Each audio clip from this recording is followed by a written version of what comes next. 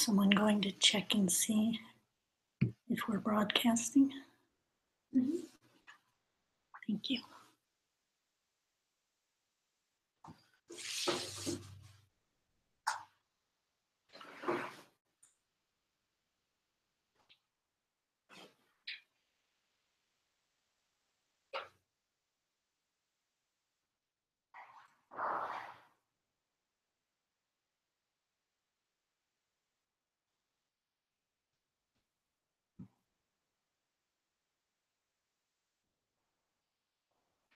Okay.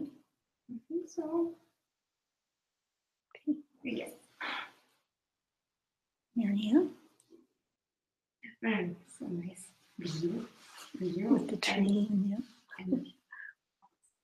Sashi Puki Jukshin Meto Tram Mira Blinshin Padi Sangye Shinu Mikte Wardi Drukunam Dakshina Jupasho Yiranguramandalakam Niryatayami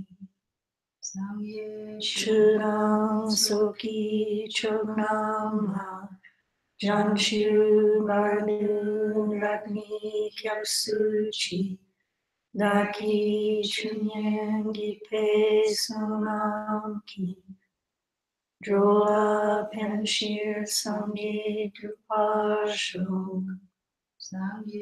Churang Soki Chognama Janshu Bardu Dakni Kyapsuchi Daki Chunyangi Pe Sunamki Drola Penshir Sangye Drupasho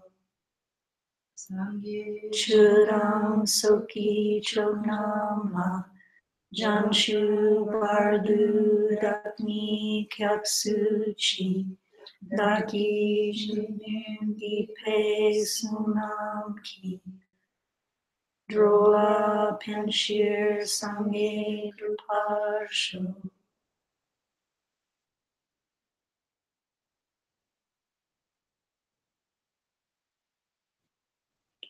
Welcome back, everybody. This is ACI Course 11, Class 10, the last one. We made it. Yeah. So we've been talking about exchanging self and other. And he's presented several, or is presenting several different ways of doing that. Right? So we're going to start with a contemplation today. Okay. So to take a moment, close your eyes and get ready to listen to Master Shantideva.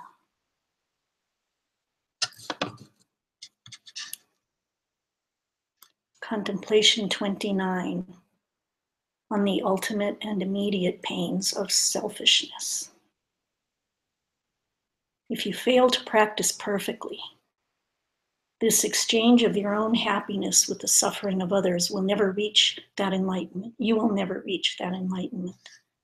And even here in the cycle of life, there is no happiness. Forget the goals of the world beyond. Even in this life, none of the things you hope to achieve will come about. Those whose duty it is to serve you will do none of their work, and those masters you serve will never pay.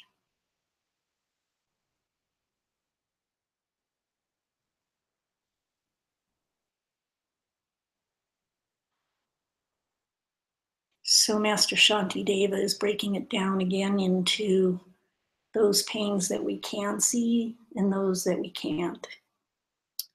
So the first one, those that we can't see.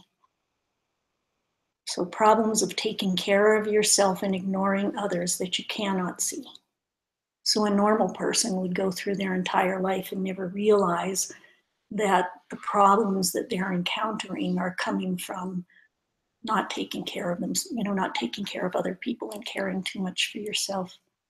I mean, probably most of us had no idea before we came here and began to study this, that the sufferings of our life are coming from factors like this, right? So they say that cherishing yourself is one of the biggest demons that are going to keep you from enlightenment, right? And cherishing others, self and others, is one of the biggest angels in your life, one of the biggest benefits of your life, right? And exchanging yourself and others means taking care of others before you take care of yourself. You know, other people are the first to get on the bus, the first to go through the door, you know, the first who gets served a meal. You know, you wait and you offer them the first. I have to admit, when I lived at this community, they had a policy that the elders would always go first. And that really tickled me, you know, just because I'm one of the elders now. So the first unseen problem of taking care of yourself first is that you won't make much spiritual progress. Your spiritual progress will be very slow, you know, and you'll never reach those goals that we're hoping to reach here. Right? They say, Geshe-la talked about people he would meet who would hear his teachings, and then they'd go back home and there would be no teachers. Nobody there who could teach them this wisdom. They're hungry for it. You know, you want it so badly, but there's nobody there to teach it to you. You know, and it's available in courses online, but that's a very different thing than actually having a teacher to help you understand and to see you through. So that's one of the things that will happen, you know, if you cherish yourself ahead of others. It'll be hard to find teachers. It'll be hard to find the Dharma. You know, how many millions of people are there in the world who never hear this? You know, and that's because of this self-cherishing Master Shantideva's. Right?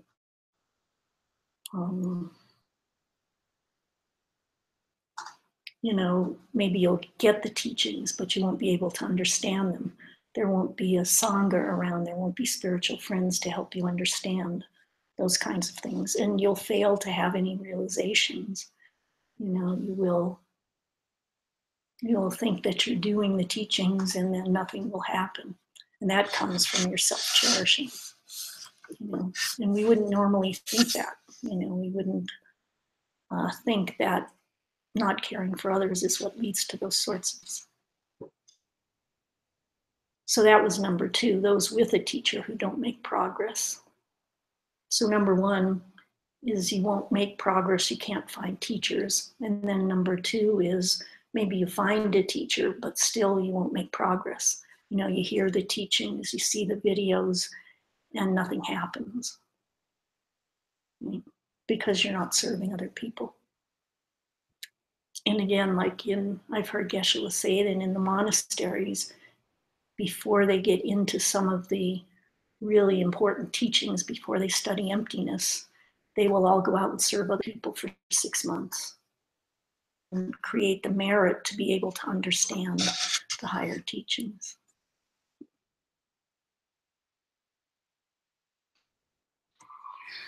So they say it's kind of this subtle undercurrent.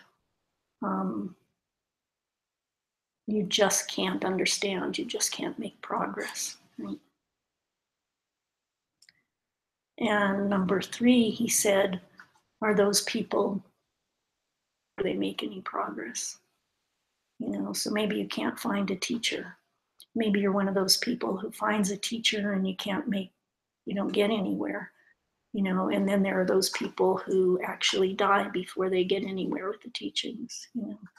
And that's all from, according to Master Shantideva, it's all from failing to serve others, you know, failing to put others ahead of yourself.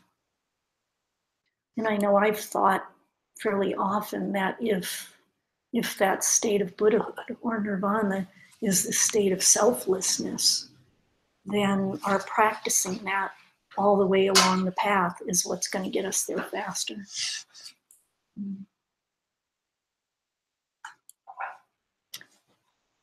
So these are the unseen obstacles, those things that we're not aware of that keep us from reaching enlightenment. that keep us from having anything really work in our spiritual life. And we often just don't know why. We might think things like the Dharma just doesn't work. You know, I tried it, it doesn't work. Or the Tibetans just didn't get it right, you know. Or maybe my teacher, or maybe there's something wrong with my teacher. And if I go find another teacher, you know, then it'll work, right? But that isn't what it is. It's that failure to serve other people, to put other people ahead of yourself. So it's important that we try to work on it, you know, and we've said it again and again, do some experiments, you know, start small, work on it. You should, if you practice seriously, if you really try, see some progress. You know, you'll see yourself being happier. You'll see things begin to go better in your life. And then he says, you know, and this again, we're talking about putting everyone ahead of us. You know, we're talking about other people, making them first. Does that mean we give up everything? Does that mean, you know, we give everything away and we live on the streets, you know? And that isn't what we're talking about. You know, he says again, Ken Rinpoche would, you know, accept donations from people. He didn't immediately squander it on little things. He would take it, he would keep it, he would invest it. You know, he was very frugal in his own life. You know, they didn't have a lot to eat. He says they spent more money on food for guests than they ever did on themselves, on the monks in the monastery. And then when a worthy project comes along, when a great need comes along, you take that money and you give it all away. You know, you put it to good use. He would have projects for the monks in the monasteries who didn't have, you know, any socks, or who needed a new building to live in, and he would fund those projects.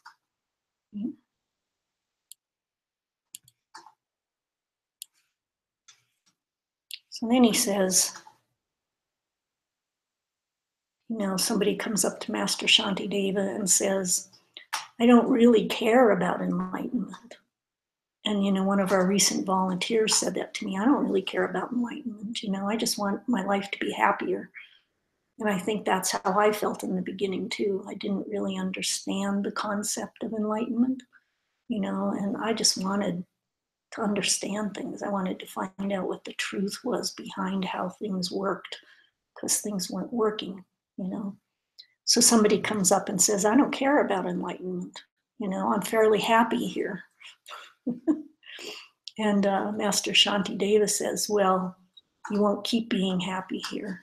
You know, if you don't do this, then your life will become more and more unhappy.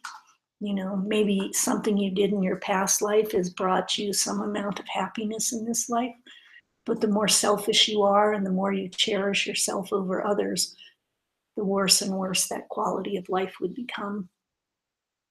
You know, and sometimes I think this made me think about my parents, because, you know, I was born into this family.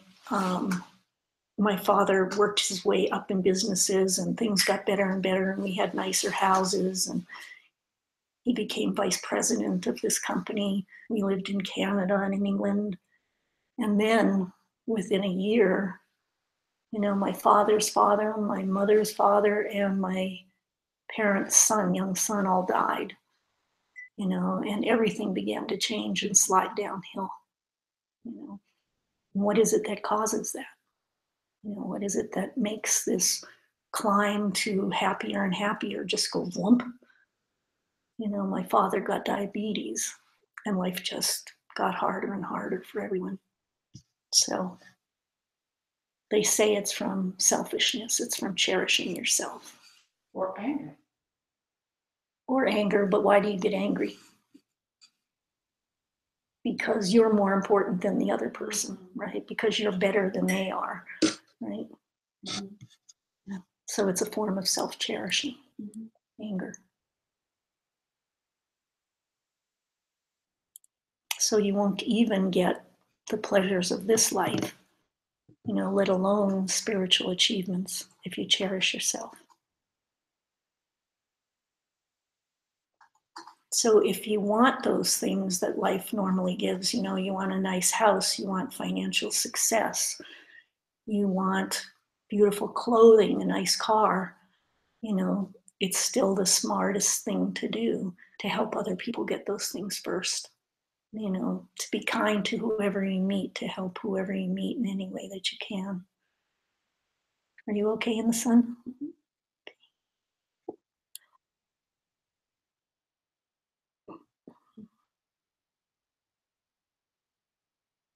So he says things like investing in stocks, all of those kinds of things, making business decisions, all of that, it won't go the right way in the long run if you're cherishing yourself ahead of others. And I remember at one point he said, his boss was very concerned about money. He was very focused when we were talking about focusing in meditation, how important that was. But eventually his business, which went up, up, up, up, up, started going down, down, down, down, down. And why does that happen?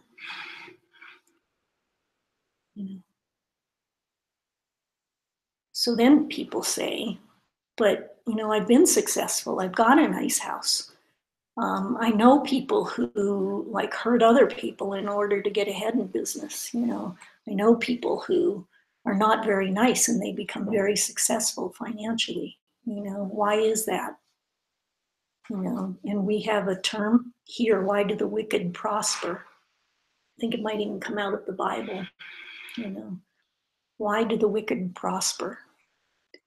And what Buddhism says, what Master Shantideva is saying is that you may have success, and that comes from good things that you've done for other people in the past. Maybe in a past life, you were very generous, you were kind to people. And those karmas arise with the right conditions and they create success in your life.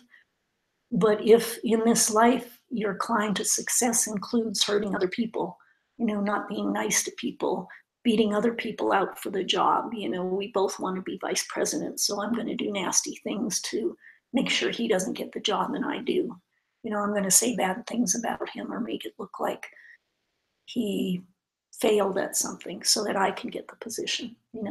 If you do those things, then you might end up getting that position and it might look like it came from that, but then you'll fail at some point. You'll go downhill at some point because that has created the karma for that to happen, for the failure to happen.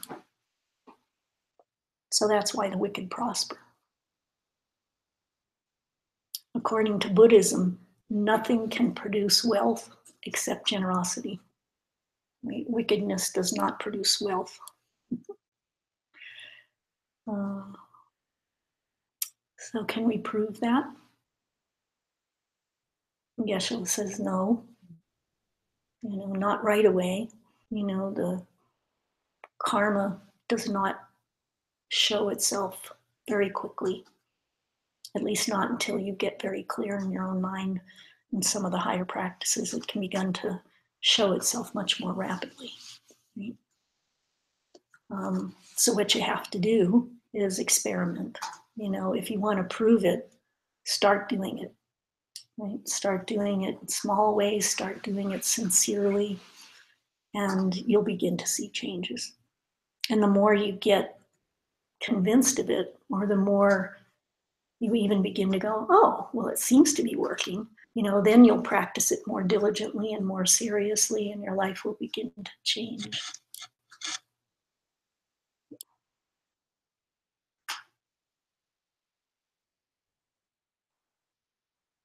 So then someone asks, is it selfish to help other people?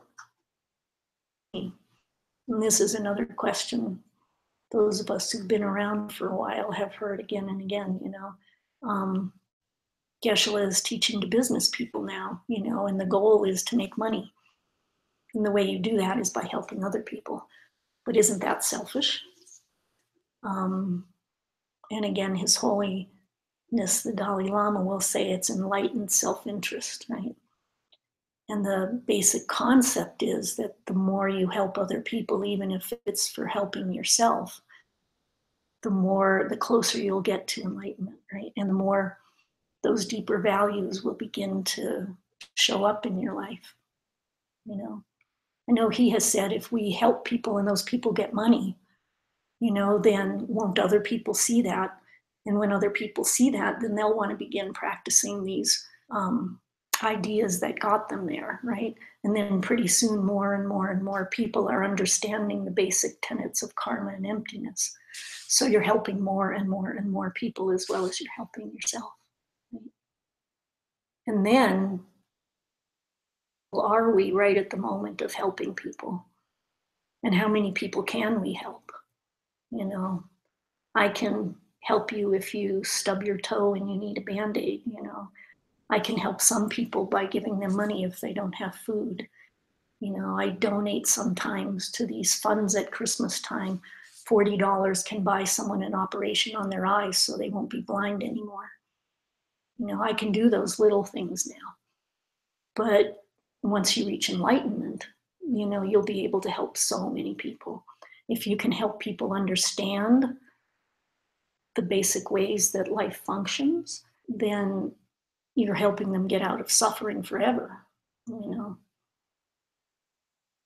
Selfish way, maybe you get a selfish result, you know, but the more that you do it, the more you become convinced that it works, and the more your heart opens and grows, right?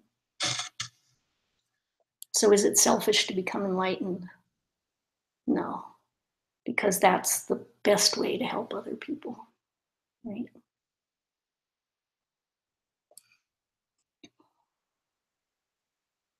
He says, I should reach paradise myself first. Right? I said this to an old friend recently, you know, because he has heard the Bodhisattva vows about, you know, getting everybody else there before yourself. And I said this to him and he went, what, you know, but it's the basic idea that you are not able to help people now, really. And you will be much, much more capable if you can reach enlightenment yourself.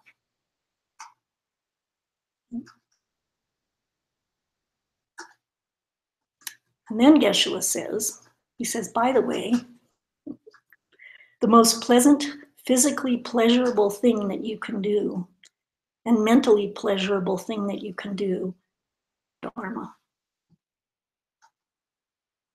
And to practice it exactly the way the books say. I mean, if you want physical pleasure and you want mental pleasure, and I'm talking straight, pure, gross physical pleasure, if you really want that, the smartest way to do it is to practice Dharma perfectly. And you will not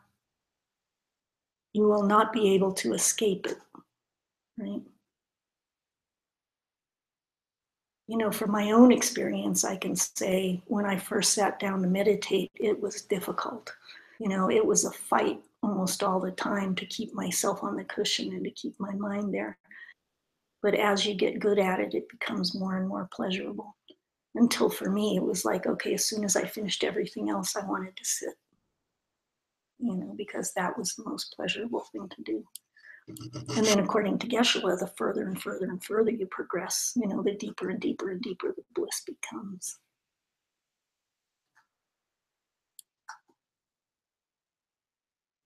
So he says, this isn't cherishing yourself, you know, seeking those pleasures.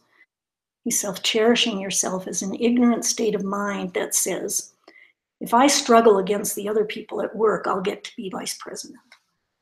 You know, if I'm the first one there, I'll get the sale item before anybody else does. You know, that kind of thing. That's cherishing yourself. And that's the harmful cherishing yourself. It's a dumb state of mind. Sakyapandita says, the best way to get to bliss is to give away your small happinesses. Right? So maybe I want to be the first one to get the cookie, you know, but instead I say, no, please. I want to make sure everybody else gets one before me. You know, giving away that small happiness is what will lead you to the greatest bliss.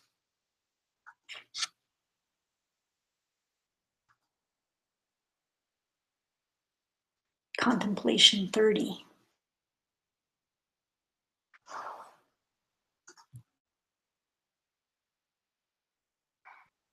It's called Let the Fire Go. Every single harm that comes in this entire world, every fear that comes, and so too, every pain that ever comes from grasping to myself. What use for me then is this, the single greatest demon? Until the day that you give up your own self, you'll not be able to stop the suffering. Until the day that you let go of fire, you will not be able to stop your hand from burning.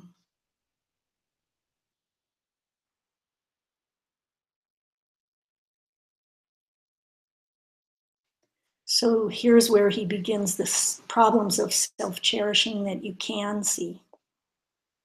I don't know, have you heard of the experiment they did with monkeys? And like a monkey will stick his hand into a jar to get something.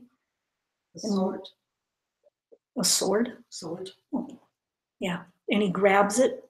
And when it's in his hand, he can't get it out of the jar, right? But he won't let go of it. And that's the metaphor here, but they use burning coals, you know. So our self-cherishing is like burning coal that we're holding on to. And we are hearing that it's burning us, you know, and we just won't let it go, right? You could just drop it, but you won't do that, you know, and it keeps burning and it keeps burning and it keeps creating those negativities that are going to make your life worse and worse. Every physical or mental suffering you have is caused by self-cherishing.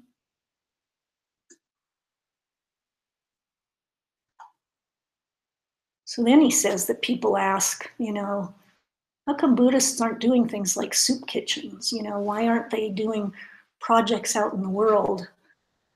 It may work to go back for you.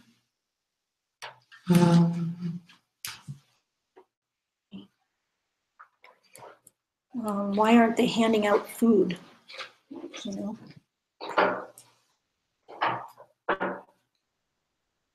And I think maybe I know of some of those projects. You know, in our groups, people are going into the prisons and doing work with prisoners. You know, I think it might be a Buddhist group that goes out and works to help the people who are going blind. So if this whole idea is to help other people, why aren't we seeing more people doing that? You know. So he says, you know, if you really, really think about where these people who are suffering are coming from, you know, if they're coming from, if we're seeing them because we're projecting suffering, again, you know, you can go out and do the kind of Band-Aid work, you can feed people and that kind of thing. But to get at the real root of the problem is to get at that self-cherishing within our own minds. Thank you. We'll just try. I'm sure. Yeah, I think it's too high. I think we could use some shades in here like there are. It's okay. Just try to do something before. That worked. Yeah. Thank you. Great. Perseverance. Okay. You have very good karma. Very good result. So yeah, all the wars, all the refugees, you know, we're helping refugees also. Our group is out there with a project to help refugees. But to get at the root of the problem, you know, it's to get at those seeds that we're planting in our minds to see that kind of suffering in the world. So for all of us, yes, we should be doing that work, helping others, and doing it with the understanding that we're planting seeds to change it in a much greater way in the future. And then he says he finds it very suspicious when people will say, I don't have time to help other people because I'm sitting, you know, I'm trying to change my mind. And, you know, maybe just sitting there and trying to change your mind isn't going to work unless you get out there and you help people, unless you're helping people in small ways. So you have to be careful. That concept that this is where we really need to do the work is true, but that work is through planting seeds to see things change. Right? So working with other people to see things change.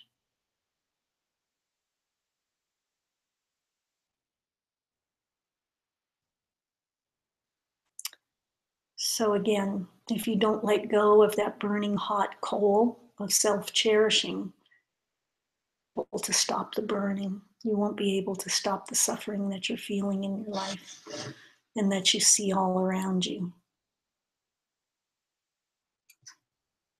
We think that it's protecting us to be self-cherishing. We think that it's protecting us to think of ourselves first.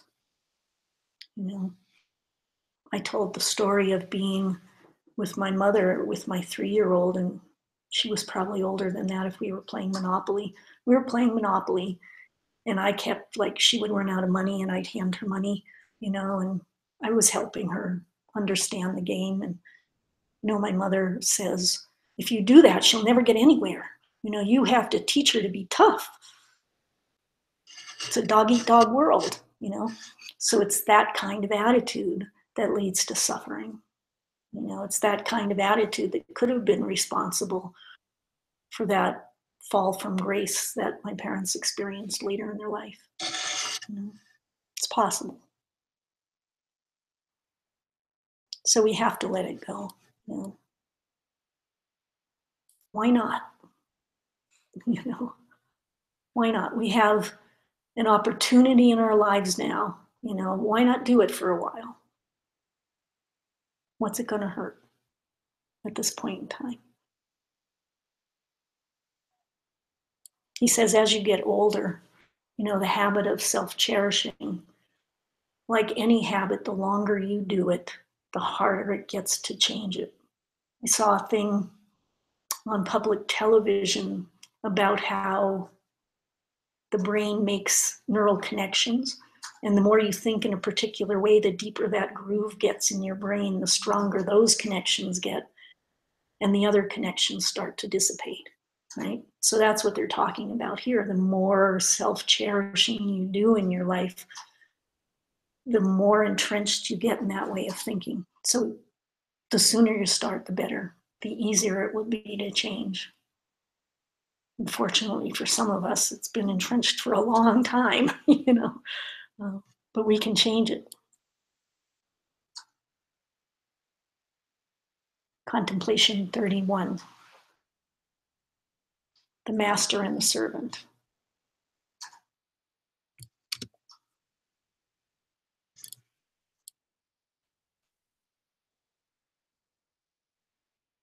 It's something very wrong to look with eyes belonging to another and work for only my own goals. It's wrong as well to look with eyes working for them and to do therefore I should make all other people first priority. And anything that I ever find upon my person, I should take away from me and seek some way to make a use of it for other people.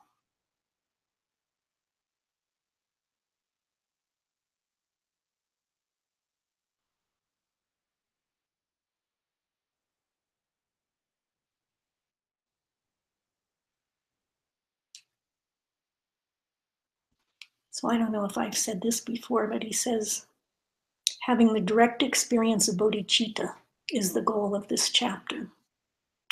And he says that that direct experience of bodhicitta is right up there with the direct experience of emptiness, right? That both of them are incredibly important to reaching enlightenment, to opening your heart to loving all people, to opening your mind to experiencing everything. Right? He says it's a very rare experience.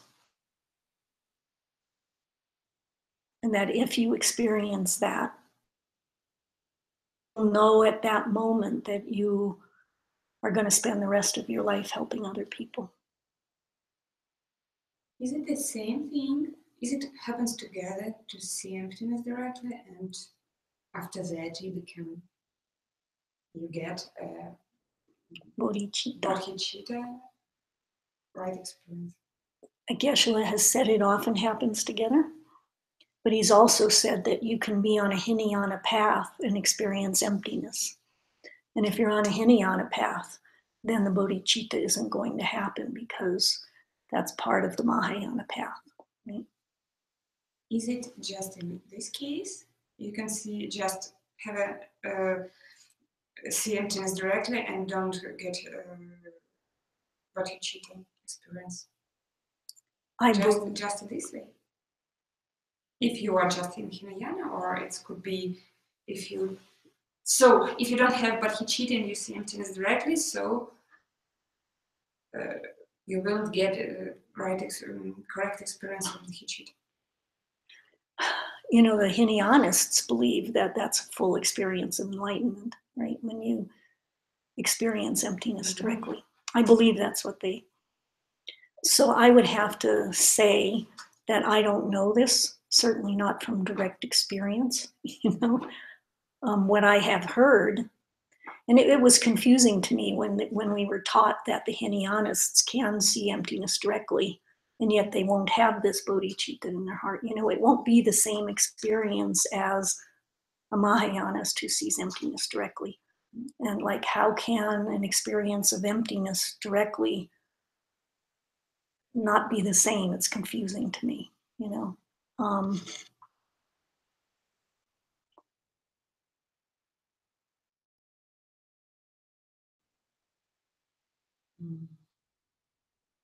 It must be the motivation. I think that a Hinayana practitioner who has a good motivation can also see emptiness and have bodhicitta.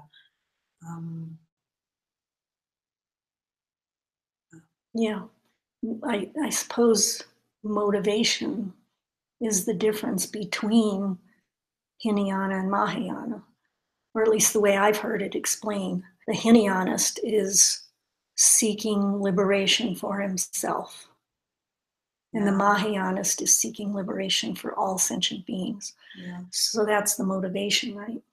But I think there are also Hinayana practitioners that have a bigger motivation. Mm-hmm. Yeah, I also think that they also have bodhicitta because they also work, but they don't believe that they are able to get complete enlightenment. Mm. It's not that they are selfish. So they don't believe that they can reach omniscience? Is that what you're saying? Yeah. You see, I don't know that. So hard for me to say. Yeah. Good question for Geshe. What I've heard in DCI, maybe courses from Geshe, that you should train bodhicitta, and you should get a strong idea of bodhicitta before you see emptiness directly, because otherwise you will fall. It means maybe you will see emptiness, but without bodhicitta, it won't work. Yeah. Well, it won't work for what? You know, for the higher goal of reaching. For going into the stream. Get into stream. Yeah. Again, I think a question for Geshe, for someone with more experience than I have. You know, we can all conjecture about it. And I could conjecture as well. It seems also, though, that once you've had the direct perception of emptiness, they talk about that being the beginning of the 10 bodhisattva levels, right? Mm-hmm. And the 10 bodhisattva levels are related to the 6 perfections, right? To generosity and, you know, ethical way of life and all of that. And you don't perfect that generally until after you've had the direct perception of emptiness. And so it seems that those must be related to a full experience of bodhicitta. Mm-hmm. And say that often you can experience bodhicitta at the moment you have the direct perception of emptiness too. So, you know, he knows these things on a deeper level than I do. And we will see. Yeah, we will all find out. Yeah. I know that my concept of full enlightenment is that concept where, your heart is just totally full. There's love. It's just total bliss, right? It's just total love. And your mind is experiencing everything and everyone, and that is also an experience of total love. So it seems that the Mahayana path brings you that. And that is what the bodhicitta is about, that fullness of love, that experience.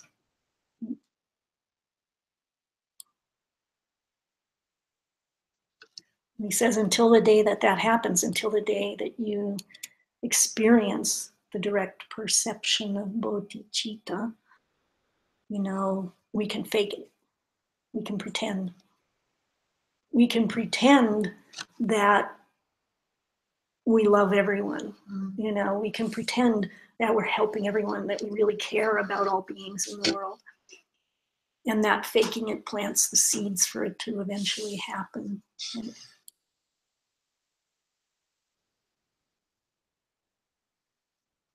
You will give your money, your time, your energy, and your life to serve other people at some point. Everything you own actually belongs to others.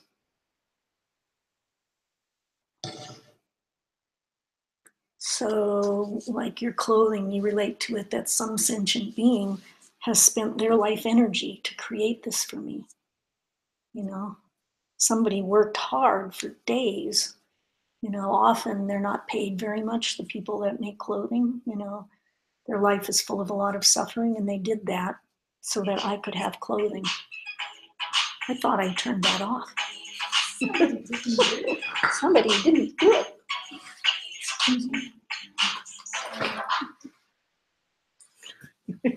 Just get forced during teachings. Yeah, this is a day for that. So yeah, to learn to really appreciate things like that in your life, that everything you have is actually because of other people. Could you live all on your own? Where would your clothing come from? Where would your food come from? Where would your car come from? Where would your annoying cell phone come from? That cell phone, which is a great blessing, and sometimes annoying. It's the person who did it, right? Okay. He said you're actually borrowing all of the things in your life from other people. So why would you hesitate to use it to help other people as well? I wonder how many people have given their life energy, even their whole life, for this computer that sits in front of me that's helping me teach you. So if I don't use it for some good purpose, what's the point?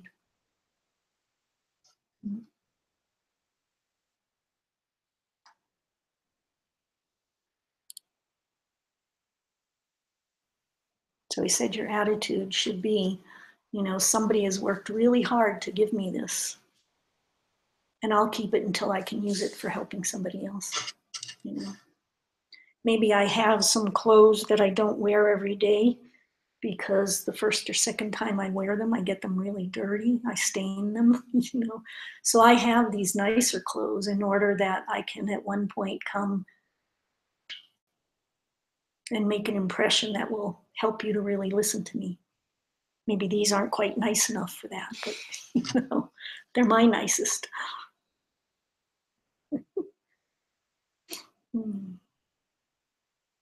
He says your socks don't belong to you. He said in this verse, he uses a word, troke, which actually means muggers. Right? Mugger, it's someone that comes up to you and grabs your purse, or grabs something of yours and tears it away and goes running off down the street. And he said that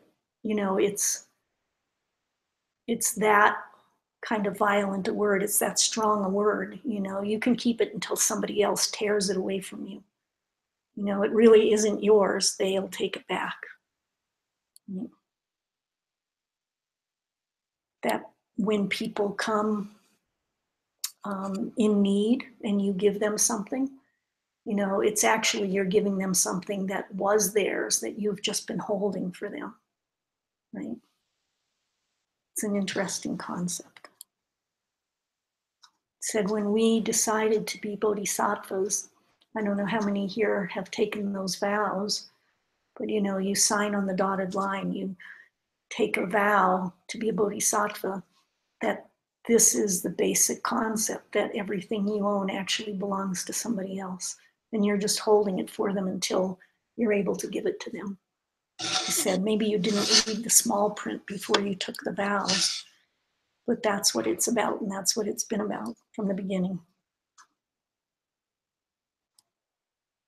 And then they say that you should not even like look funny at these people. You know, I think for many of us, when we first begin practicing this, like when I was struggling about the cookie, you know, it's like if somebody had been there, I would have offered them the cookie.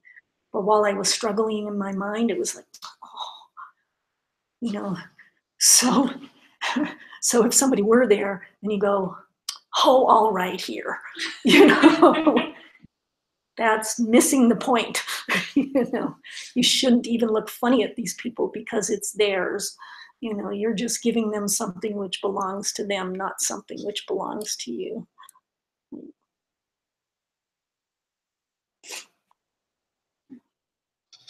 Contemplation 32. The exchange of yourself and others.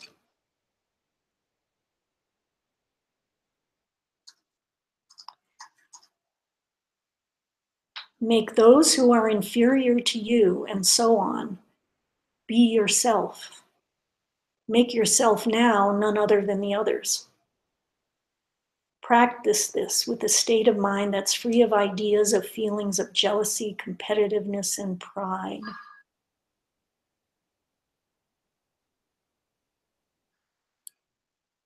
Geshe calls this bodhisattva schizophrenia.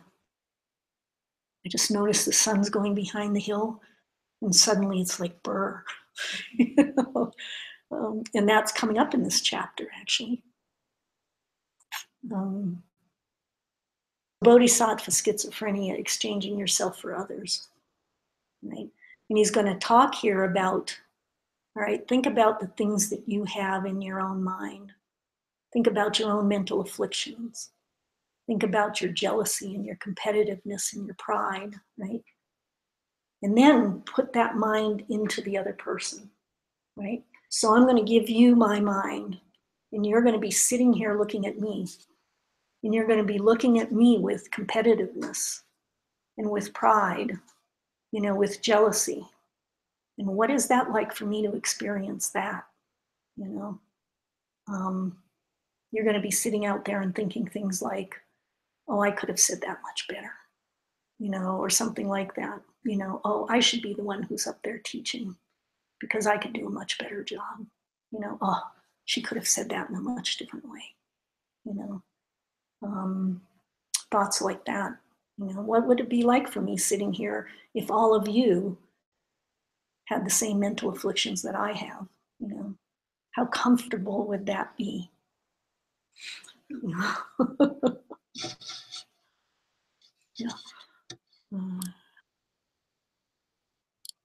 So Geshe said this part was really difficult to translate because of that aspect of schizophrenia. Like once you begin doing that, it's like, how do you talk about it? Who's who here? You know, so of course it was a little difficult for me to understand what he was saying too. What is phrenia? Schizophrenia. How does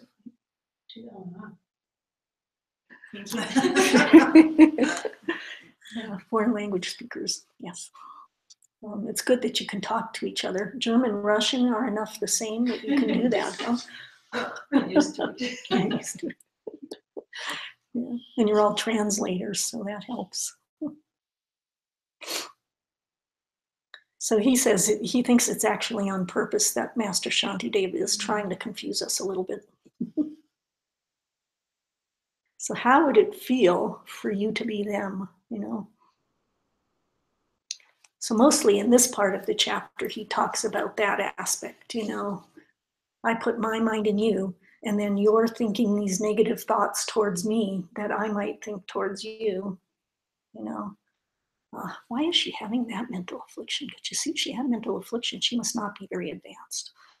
You know, whatever those subtle things, even, you know, for me, it's like I don't hear a lot of really gross things like that, you know, a lot of really loud mental afflictions like that. But boy, I can still catch a lot of these little subtle things, you know. I was telling somebody, I'd been meditating for a while and I'm driving along the road, this little country road, and a car comes the other direction. And it's this van with this young couple and this little girl sitting in between them. And she's so beautiful. Her hair is really curly, 5 years old or something, you know. And it's this beautiful picture just whizzing past me. And my first reaction was, oh. And then this little voice, like a subcontext, came up and said, she's beautiful, future competitor. And I went, what? You know, what?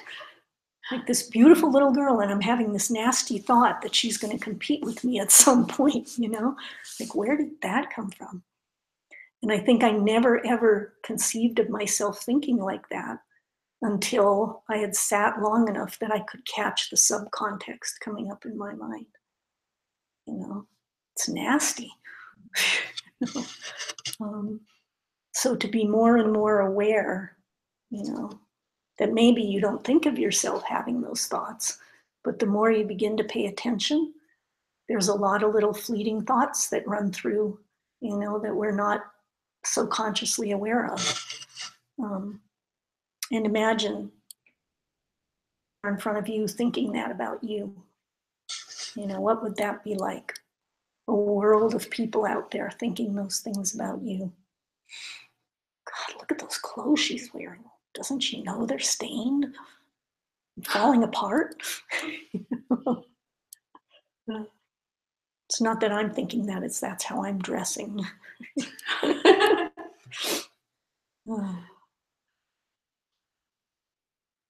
So they say when you meet somebody, you often and maybe subtly go through this evaluating, right?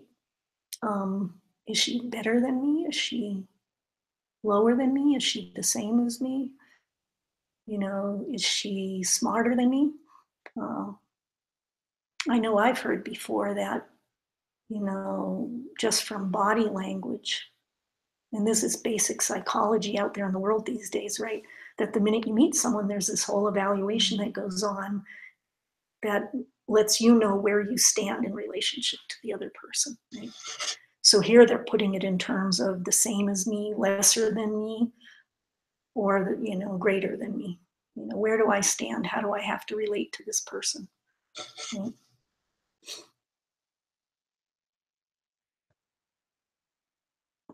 You put them into some box, right?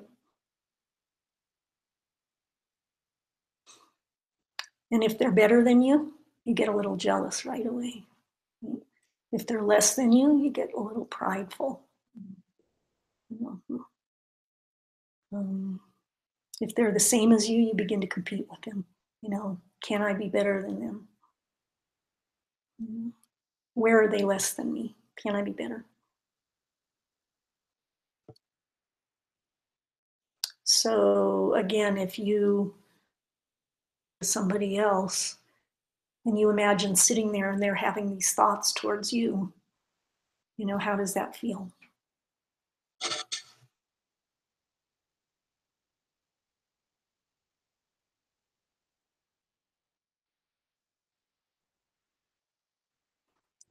So in Tibetan, they have a word for pride, and it's I the king. I'm the king, I'm better than you are, and that's pride.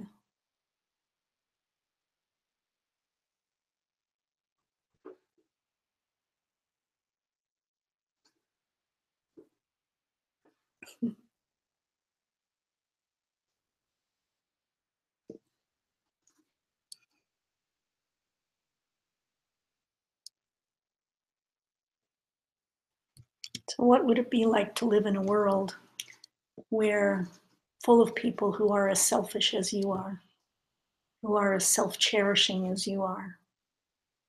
You know, what would that world be like? With all those people being jealous and competitive and, you know. He says, I wouldn't even want to be standing up there. You know, I wouldn't want to be sitting here if I thought that your minds were saying all those things about me, you know. Luckily, I can sit here and be very prideful and think, well, I'm just great, you know. But you're in a room where people can't rejoice in your qualities, you know. They're doing these other things. My mind, and I got to see this so much clearer when I had a daughter, my second daughter, because I would meet people, qualities, you know, I would enjoy them, and I would immediately find something that could put a bridge, that could break the bridge between me and them, you know, something, some way in which they weren't very good, and I could have a separation, you know, in which I could let go of that fear somehow of getting close to people, you know. My daughter would meet people, and even if my mind was going, oh, you know, they have this habit, she would only think of the good things, right? Every person she met, she'd tell me how wonderful they were because of this or this or this. And I started to realize, wow, my mind is terrible. You know, why am I doing this other thing? Why am I always finding that the one negativity and she's finding the one positivity and focusing on that, you know? So what if everybody else out there did what I was doing? You know, oh, Tahiya, she's a nice person, but you know, she's got this nasty habit of scratching every time, you know, or of picking her nose or something like that, you know. What if you were all thinking that about me? What would that be like for me? You know, he said it would be hell. You know, it would be hell to sit up here in this chair if I thought everyone's mind in the audience was finding what I was doing wrong instead of what I was doing right. Mm-hmm.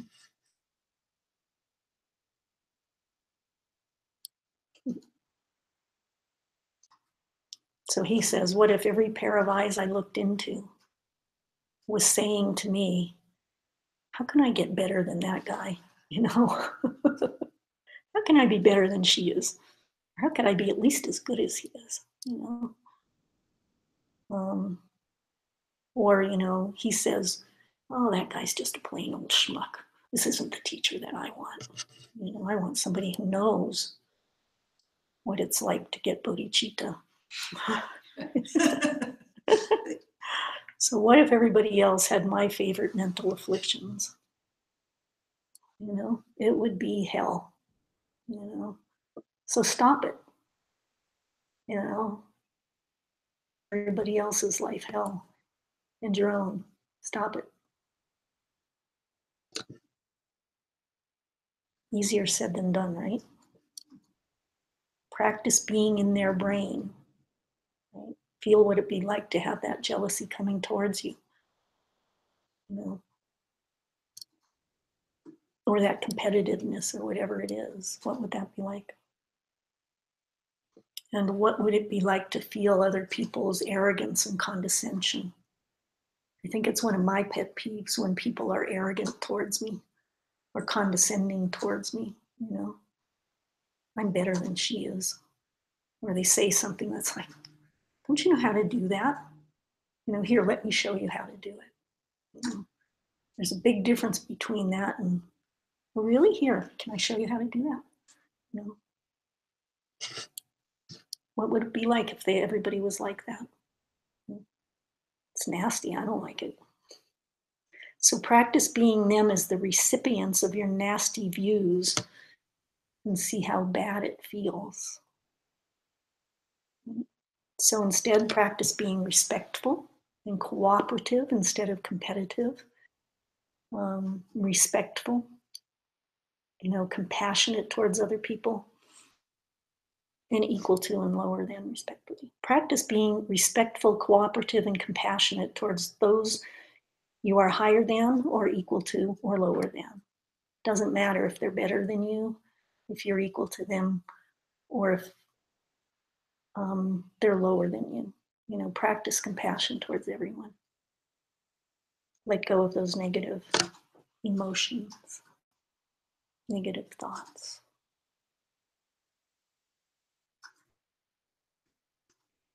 Maybe stop seeing them in that way.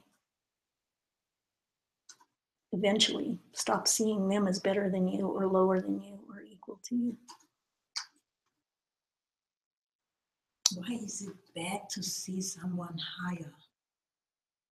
Because of the mental afflictions that it might cause in your own mind. Because of jealousy. Because of jealousy.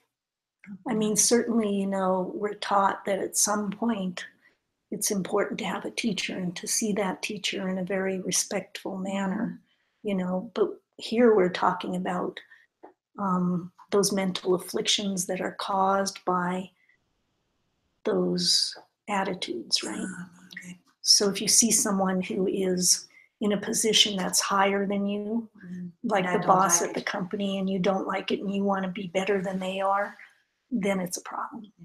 Yeah.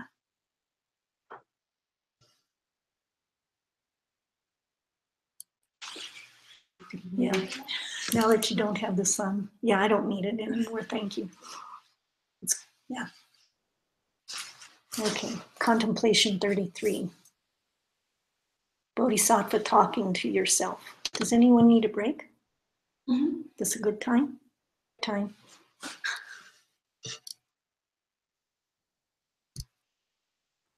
We could have some of the cookies I brought if you want.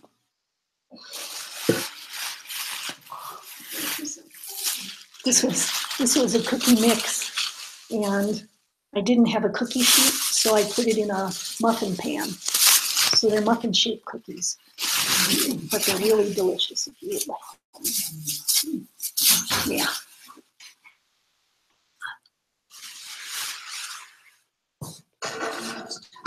Ja, das wäre gut. I don't know the difference between a cookie and the dough. The dough is different. What's the dough? The cookie dough The Teig. is a Mürbeteig, Okay. and the muffin dough is Rührteig. Yeah. So what's that in English? I don't know exactly the expression for the different doughs. The cookie dough is, I don't It's know, denser. what's it called? We have a name for this denser dough. I don't know the name for the denser dough. And we have a name for the muffin dough. It's like It's more cake-like. It's got more Yes. air in it. it's another kind of, and it has It's more fluffy, eggs, fluffy, eggs in fluffy. it. It smells nice. But like Christmas. Oh, smells like cinnamon? Christmas. Schmeckt wie. It's a pumpkin cookie, so it's probably That's why yeah. they have these Christmas spices in the pumpkin stuff. Yeah. Because pumpkin itself, it has no taste. But they usually mix it with some Christmas spices. I know my karma must be good because after I baked them last night, I had one when it was still warm. And, oh, it was like bliss. It's like, oh, this is so good.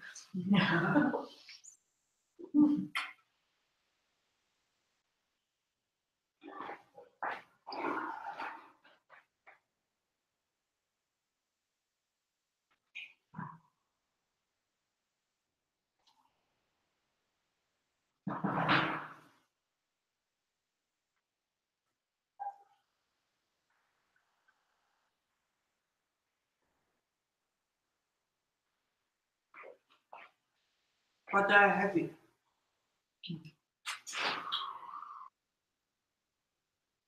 You know, they're supposed to be small and flat. Yeah.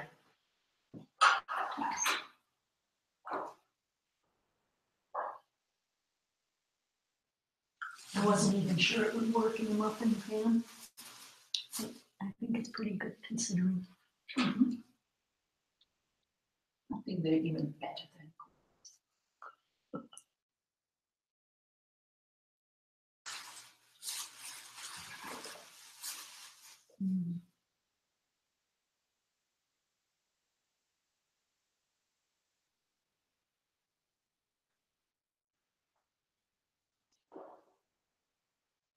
I think when we finally have these experiences of bodhicitta, direct perception of emptiness, we will find that they're different than what we've been expecting.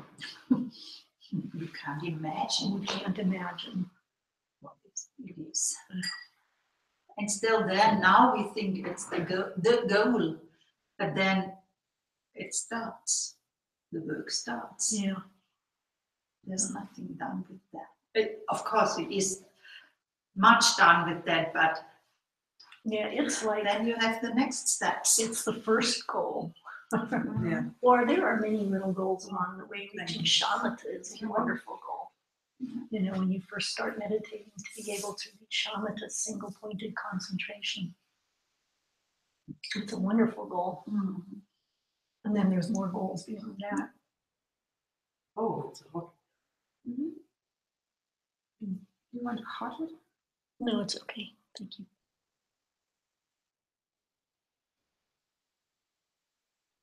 I was saying that I think when you finally have those experiences, the direct perception of emptiness and bodhicitta, you find out that it's different than you've been expecting, because there's no way that we can conceive of what it is really. So to talk about it is difficult. Mm-hmm. They say all the talking about it is the finger pointing. So.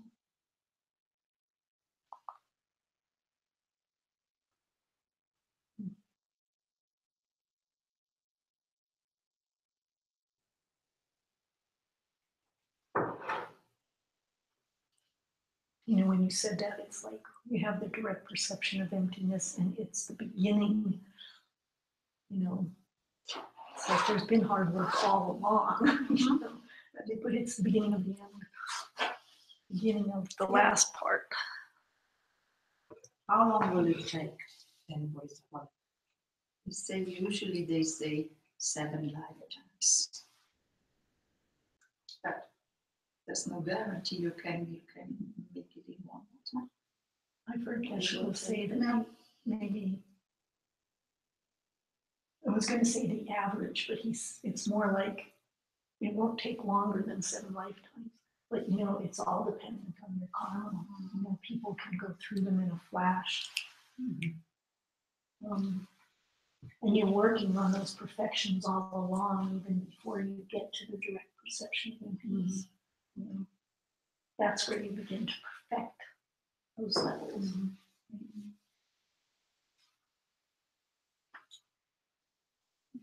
In some of the ancient stories, they talk about people, some of his students, they come along and he says one word and you're enlightened. So it depends on your karma. I guess if you've got the karma to have the Buddha as your teacher, it's pretty cool. Yeah.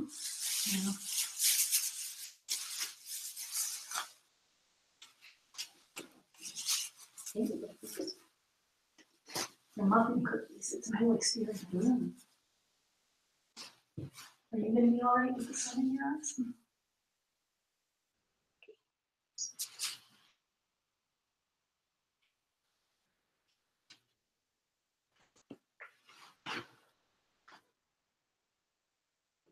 Does it feel to sit on the Christmas tree? It's beautiful. Small grass. Isn't it?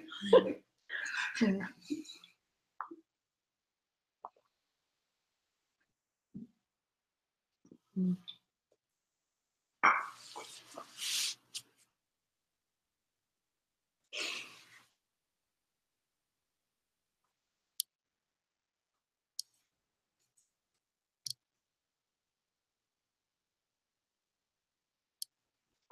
Good enough.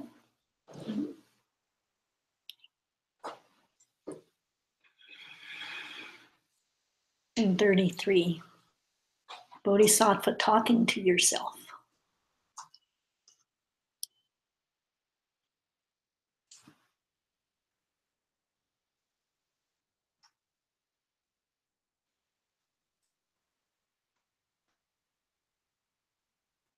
This one should receive the honor, but not us. We should never get the things he always does. He should bask in praise, and we should be belittled. He should have all happiness, and we the suffering. We should be the ones who have to do all the work, and he should sit in perfect leisure. Throughout the world, he should become a great man, and we should stay inferior, as known and as knowing nothing. What's the use of having no good qualities? We'll all strive that they have them all. There do exist those compared to whom this one is inferior. There are also those compared to whom we are highest. The state of our morality, views, troubles, and the rest is forced by afflictions and not by choice.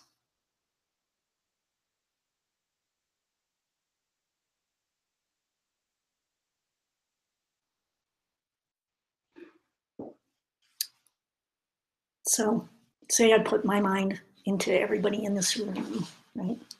And then I look through your eyes at me. And I'm going to say exactly what I would want you to say towards me. So that's what that was about, right? I want you to say that I should get all the honor. You know, I want you to say that I'm higher than you, that I'm smarter than you, right? So he breaks this down into 5 different things of what, you know, I would want you to be saying about me. The first one is honor and paying respect. You know, I want you to treat me as though I'm worthy of your respect. You know, I want you to be thinking, you're great. You know, I love you so much. I see all of these wonderful, good qualities in you. You do such a good job. You know, you're so kind. Your ideas are the best I've ever heard. Would you mind? Yeah. You deserve all the respect, and I bow down to you. You know. So that's something all of us would like. Huh? Number 2 is about material things. Right? So anytime anyone wants to make a donation, it should go to me. You know, I want you all to be aware of that and make all donations towards me, because I'm the one who's worthy of it. Right?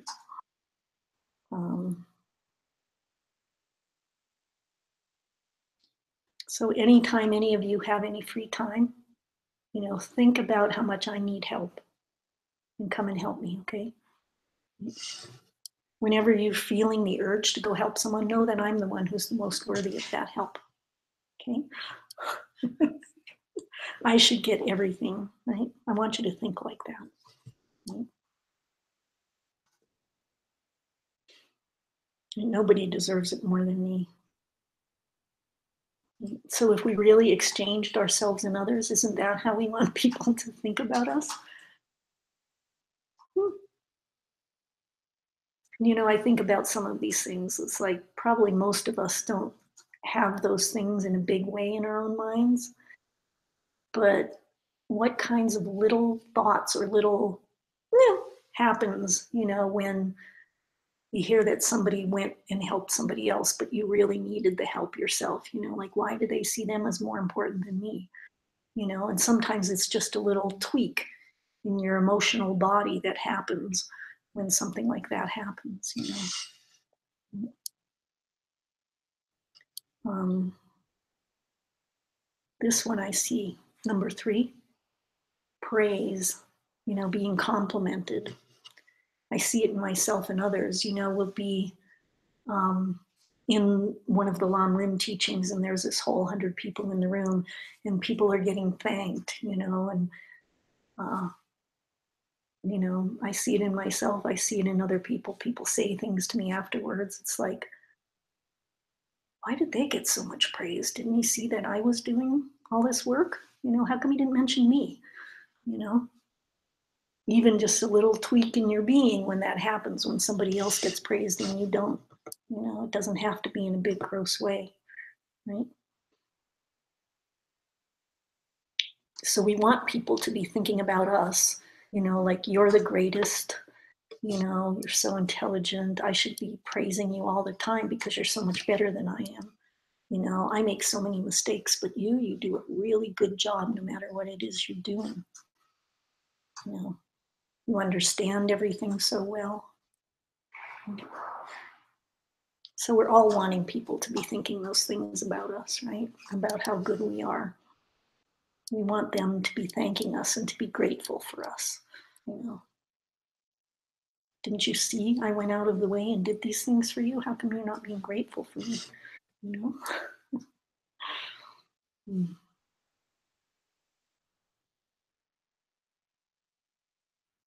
Number 4 is happiness. You know, we all want happiness. You know, we want other people to be paying attention to how happy we are, you know. And this happens a lot in personal relationships, you know. It's like you want your spouse to recognize when you're not feeling well. You know, you want them to be paying attention and to be trying to make you happy. You want them to bring you flowers, you know, you want that kind of thing. You want other people to have your happiness in mind. You know, we often do it with our teachers. You know, we pay extra attention to how they would like their food. You know, we pay extra attention to how comfortable they are.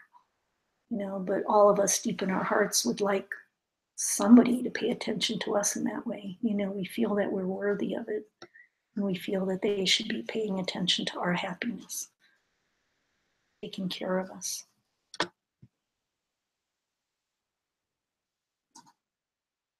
And number 5 is called no work, right? Wouldn't it be great if other people would make our dinner for us?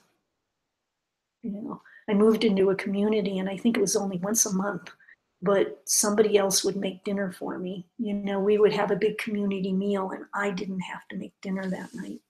And it was so nice. Somebody asked me what I liked about being a community. It's because somebody made me dinner once in a while, you know. We would like people to be paying attention to us in that way. You know, we would like people to do all the work and let us sit around and be happy, you know. I would love to have a maid that came in and cleaned my house sometimes, you know, those sorts of things. We want other people to pay attention to whether we're happy, and, you know, we want them to do the work because we're worthy of having them as our slaves. You know, someone say, here, let me make the tea. You know, people bring me hot water when I'm here. It's so delightful. You know, we would all like to have that all the time. And number 6 is fame, being well known. You know,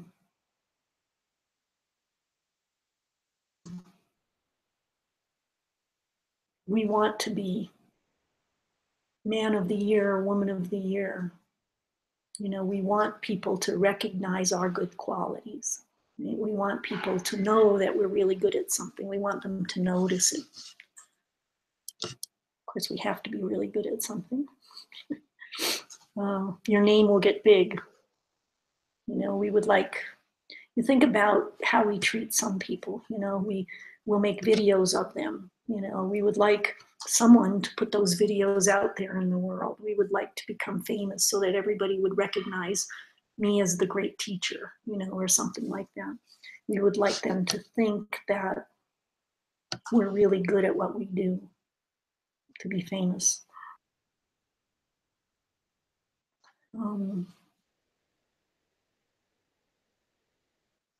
he goes into like, we would like people to be feeling that we're better than they are. You know, you're so much better than me. I'm lower than you in every way. Right? We should let everyone know that you're the greatest practitioner.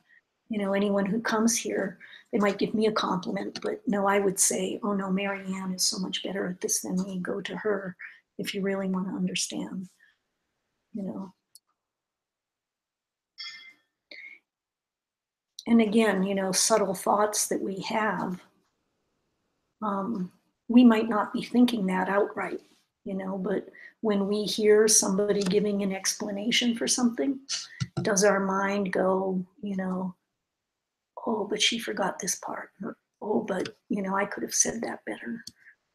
You know, that's your subtle wanting to be better than they are, your subtle wanting to be more well known or to be recognized over and above somebody else. He says it's kind of scary when you really start seeing what your mind is doing. You know, it's scary that this is the way you're thinking. When I heard that thought come up in my mind, it was like, oh my God, do I really think things like that? You know, this is awful. I don't want to be that person. Right? And if you look at the ramifications of those kinds of thoughts, you know, it's pretty scary what's going to happen if those are the kinds of thoughts that we're having. You know, where is that leading us? Me, you know, it's so important to begin to focus your mind and get to a place where you can see those things arising, because we can think that we're not having thoughts like that, you know, and they're there. You know, we're so busy on the surface of our mind that we don't see the kinds of things that are underneath that. You know, we don't see what's actually going on in there. So it's important, you know, to get to the place where you can see those things. And again, what if the whole world started acting that way? What if people were looking at me and thinking, competitor, you know, I'm competing for a man and she's prettier than I am, so I have to do something to hurt her so that, you know, I won't be left out completely, you know, that kind of thing. So I'm going to say bad things about her to somebody else, you know, so they won't like her, they'll like me better.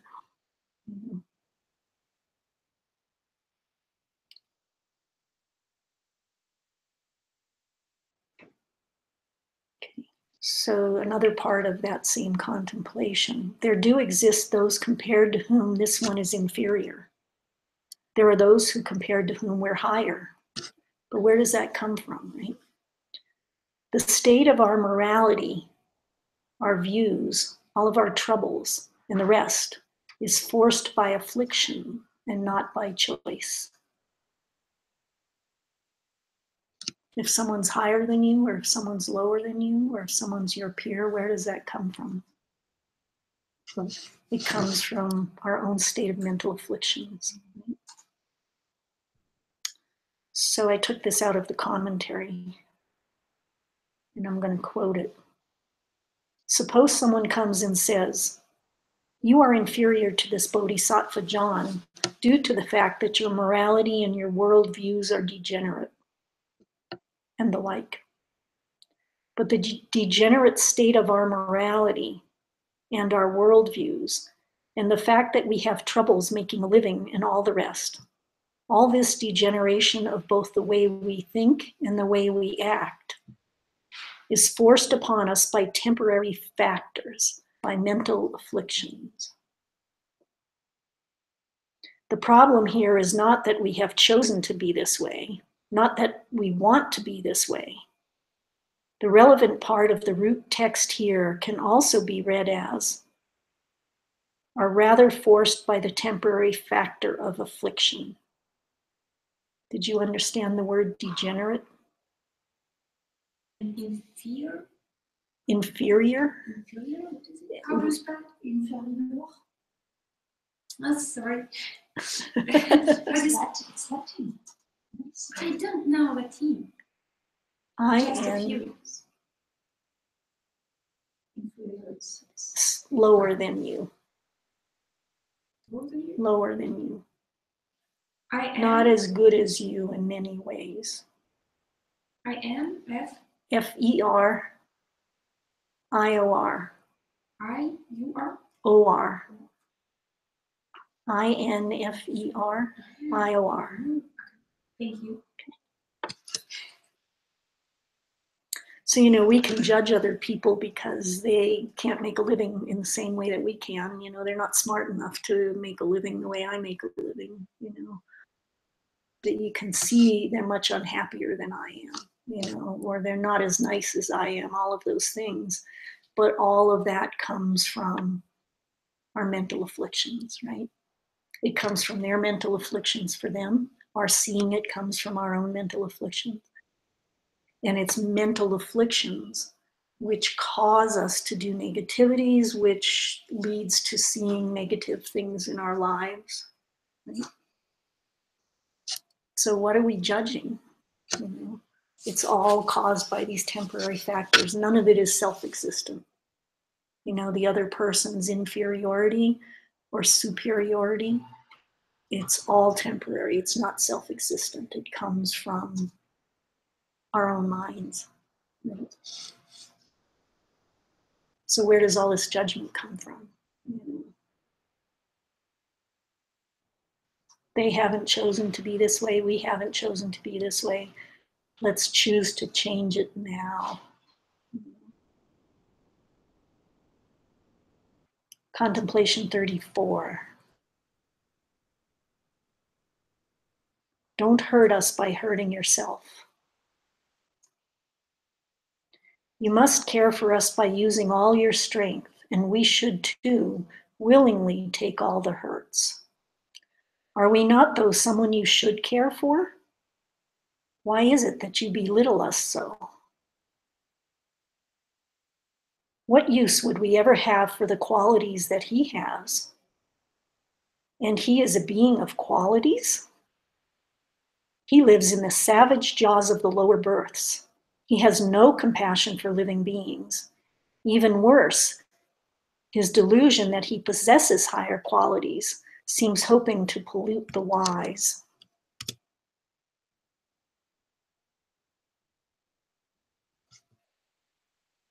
So I might want you to think of me as a great bodhisattva.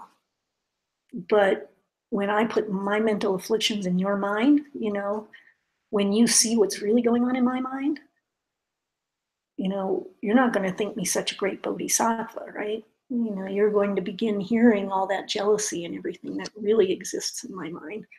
And wouldn't you think, why should he want to be like you? Are you really a bodhisattva? Should you not be caring for us? Should you not be having these wonderful, compassionate thoughts about us? And instead you're competing and you're jealous, where's that coming from? Should we emulate you?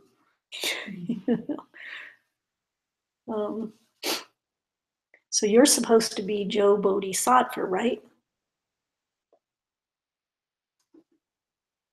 And you say, yeah, I go to all the Bodhisattva classes. I've taken these courses. I can repeat these things back to you.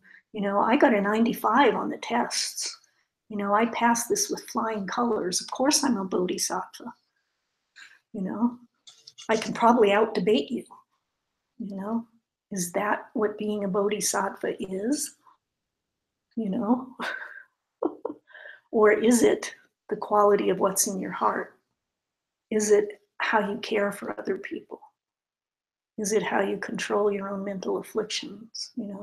If you're thinking these thoughts, are you really a bodhisattva? If other people could really hear what I'm saying in my mind, how much would they respect you? You're always talking bad about us. We know you talk at breakfast about us, and we thought you were a bodhisattva. So you might have some high spiritual qualities, but You've got a way to go. Where is your compassion? Where is your love? Where is your caring? What is the level of your jealousy and your anger? How much do you desire things? How much do you desire being well known, getting our praise?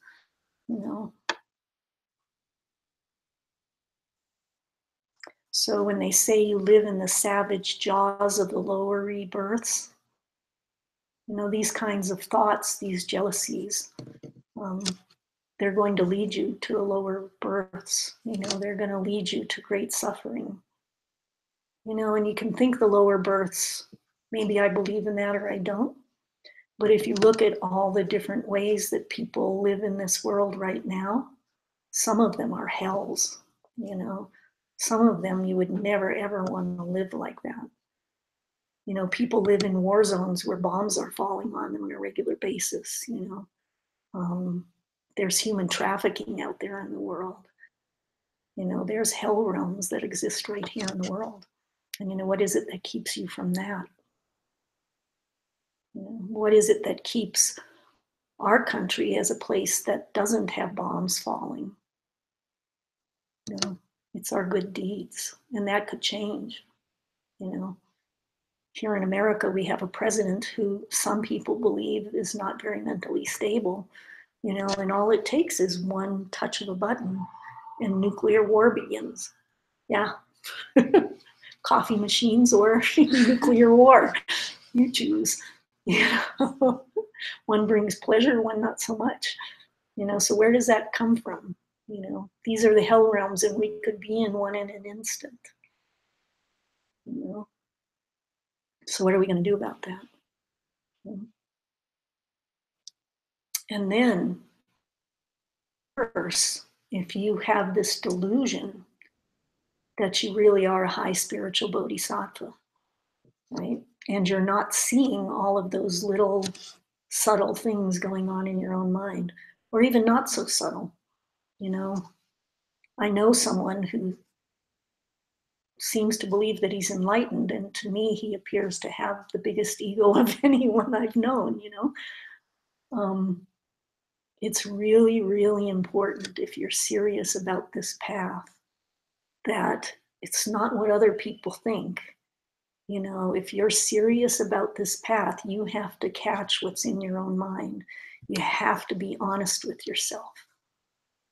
If you're going around thinking some of these thoughts and you're not recognizing it as such, if you're, what's that word where you rationalize it, you're thinking nasty thoughts about other people and you're sharing those thoughts, maybe it's coming from a place of hurt within you, oh, did you see what he did? I mean, it really hurt me so bad that they did this to me, And if you're justifying that, if you're doing something like, oh, I'm concerned about this person. Did you hear that mental affliction that they had today?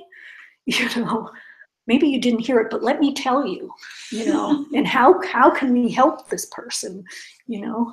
Maybe that's just as bad. We talked the other day, was it Ale said that the reason we have such bad roads here is because of our divisive speech. It's things like that we do that we feel like, no, I'm really trying to help this person, but indeed you're just spreading bad words about them to other people, So if you're not willing to be honest about that, really wanting to find out ways in which you're creating the suffering in your own life and looking for any little way that you're doing it, you're not going to make progress. You have to be honest. You have to get to where you can catch it and shift it.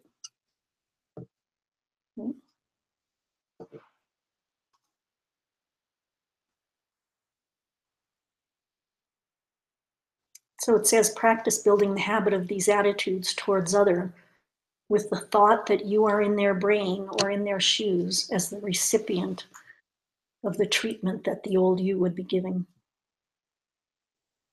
So rather than respecting others as we would like to have others respect us, we're generally selfish. We're generally just trying to get things for ourselves and not caring about other people very much. So then someone says, but I have been doing this. Other people, you know, I've been putting other people ahead of me for years now, and look, nothing has happened, you know. And Master Shantideva says, it's impossible. You know, if you had seriously been doing this, you would see it, I would see it, I could see it in your face. You know, you're not being honest with yourself somehow, because this is the way that it works, right?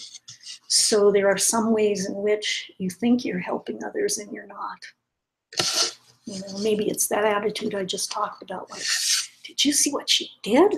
We've got to help her, you know, that sort of thing. Not watching the subtleties of how your mind is working. You know? If you were doing it, you would see the results.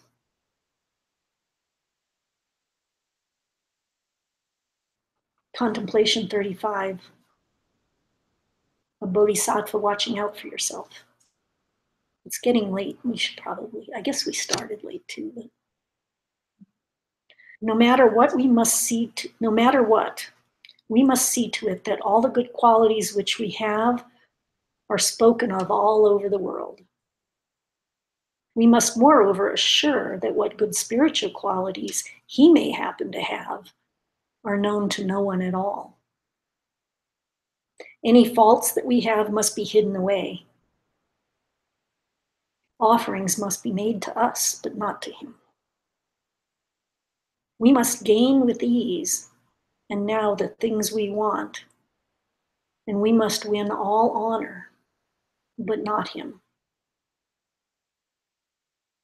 When something wrong befalls him, all of us will watch for a long time, feeling a kind of joy. We will assure that he becomes a laughing stock for everyone. All circles. Derided is like put down.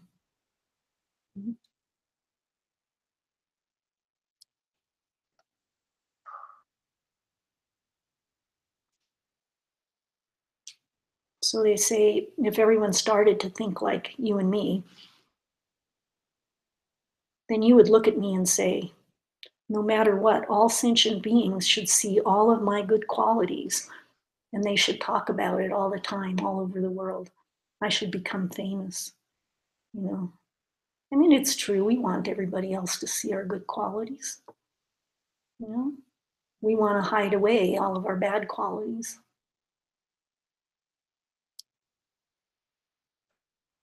I think I told you the story. I bought a new computer. I paid $500, which is twice as much as I'd ever paid for a computer.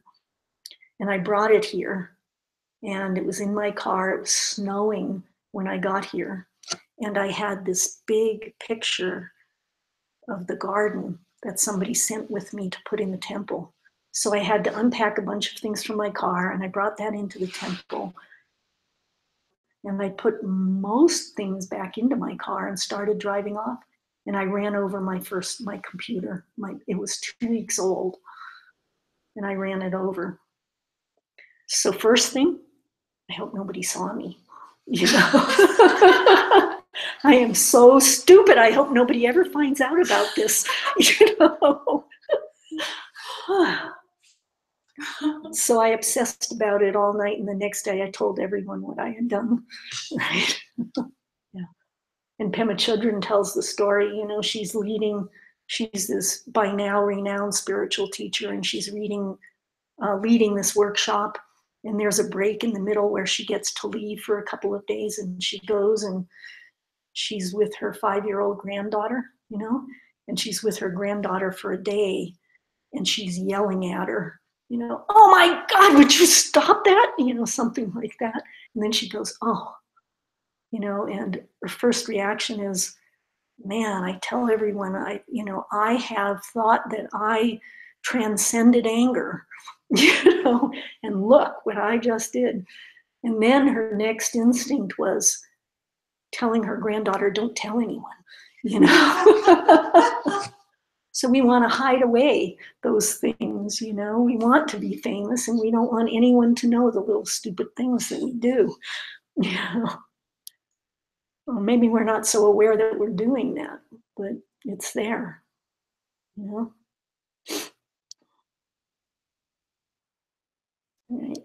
We want to talk about other people's faults, you know, but we don't want anyone to know about our own. You know? It's okay to talk about them and how they're not so good. And then, you know, again, I thought, you know, probably a lot of you sit here and you think, wait, you know, I'm going through all of these things about how we want to be so mean to other people, you know. I don't feel that way. I'm a better person than that, you know. But then if you look deeply, you see the subtle ways in which you do it. You know, most likely it's there.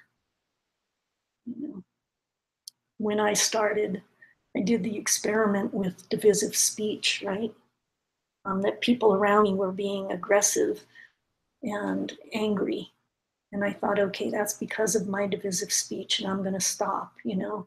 And I said to someone, you know, I think about what I don't like about this, and it's this aggressiveness. So it must be there in me somewhere, and so I'm going to stop it. And the person looked at me and said, you aggressive? I never see you be aggressive. You know, that's just not there. I thought, you know, it's got to be there. I'm seeing it. And then I could see many subtle ways. Because I approached it that way, I'm seeing it. It has to be there to see the subtle ways in which I was aggressive with people. You know, I would have said, I wasn't aggressive. I'm me angry? I'm not an angry person. But when I looked, it was there. So you know, be honest. Because it doesn't matter to anyone but you. You know, if you really want to change things, be honest with yourself. You still don't have to tell us if you don't want, you know, but be honest with yourself if you want to make any progress.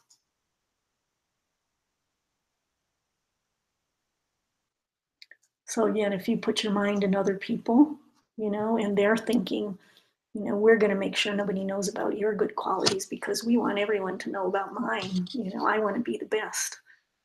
You know, that feels really lousy to think that people might be thinking that about you.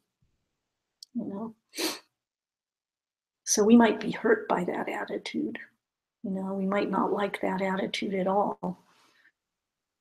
And we might think that, you know, you guys out there thinking about me this way, that's not nice. That's bad. You shouldn't be doing that, you know. But Geshe says there's a twist here, you know, that this is kind of a double sort of thing. Because, you know, if you out there are thinking that about me, that I should be lesser than you, you know, that I should give you all the credit and be obscure myself, you know.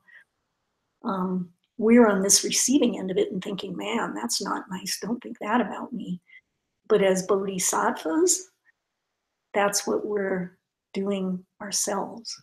You know, that's the way we should be thinking ourselves. I want you to get all of fame. I want people to see all of your good qualities, you know, and I want to be fairly anonymous myself. I don't need to brag to anybody about my qualities, right? I want you to get everything. I want to give you everything, but I don't need to be given things, you know.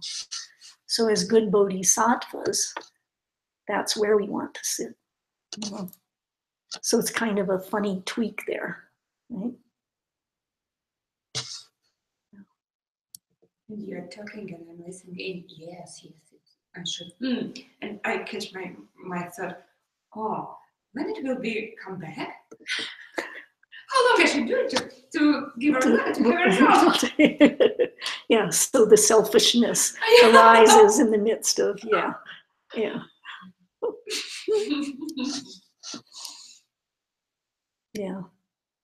You know, and I've talked about all these realizations that can happen along your path, you know, and we always talk about the big ones, but there are all these little realizations. And from my experience, if you begin to practice these things, that selfishness really begins to go away. You know, we in the beginning, we're selfishly practicing because we want to get this result. And after a while, you get so used to just doing it that it doesn't have the same meaning that it did in the beginning. Things change. Your mind shifts. Thank you. Yeah. You will stop being so selfish. Oh, I hope so. Yeah. Yeah. Hmm. Okay.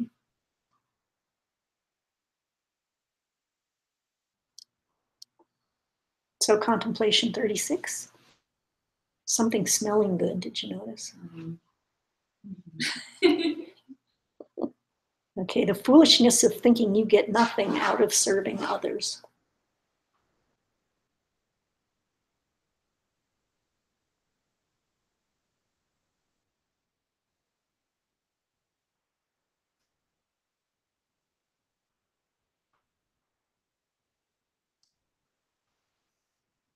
If you had at some point in the past undertaken this very action, then it's completely impossible that you would be living like this, in something so opposite to the excellent bliss of Buddhahood.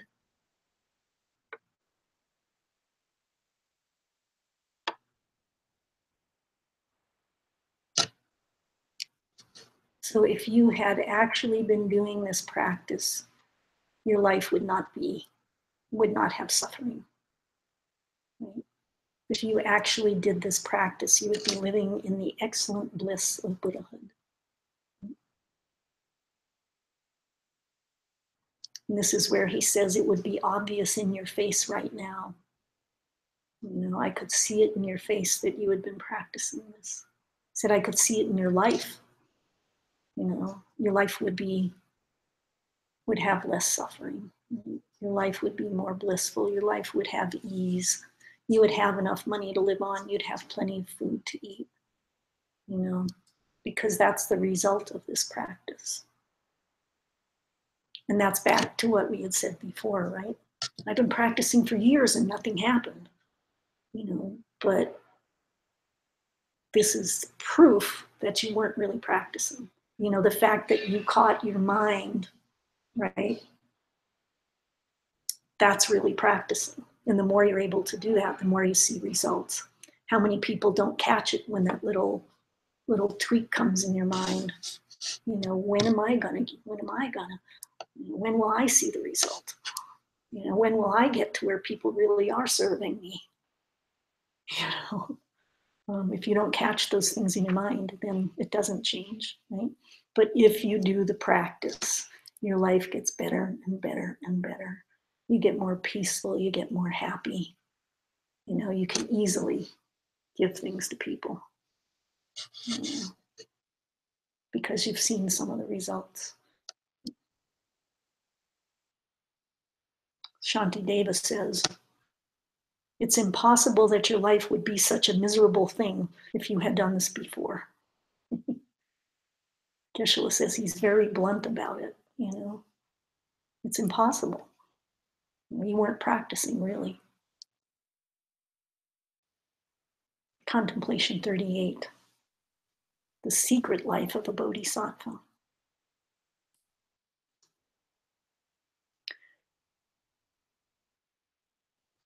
Let me command myself to work for every purpose, acting as if I were the least of servants. He is by his very nature wrong. Refuse to praise him for some small accidental good. See to it that any qualities which he does are detected by anyone else at all.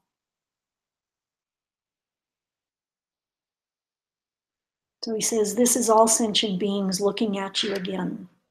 They're evaluating, like, how is this guy? Basically good, basically bad, you know, basically lousy? Are they neutral? Are they perfect? You know, they're looking at you and they're doing this evaluation, right? They come up to you and say, pretty much lousy. You know, they've got a few good qualities. You know, there's a little bit going on there, but, you know, not that much. So then when you do something, you know, you say, well, wait a minute, didn't you see I just did this good thing, you know? And they say, yeah, but you know, how often does that happen? You know, it's sort of an accident that that happened, right? I mean, in terms of like really fine, good spiritual qualities, you know, I don't know. I don't see so many of those, you know. So we're not going to praise you for doing something that was an accidental good that you did. You know, we're not going to give you that. And probably if we praised you, you know, you'd get pride, you'd get arrogant and condescending. So, you know, we're not going to give you any praise and have that happen. You know.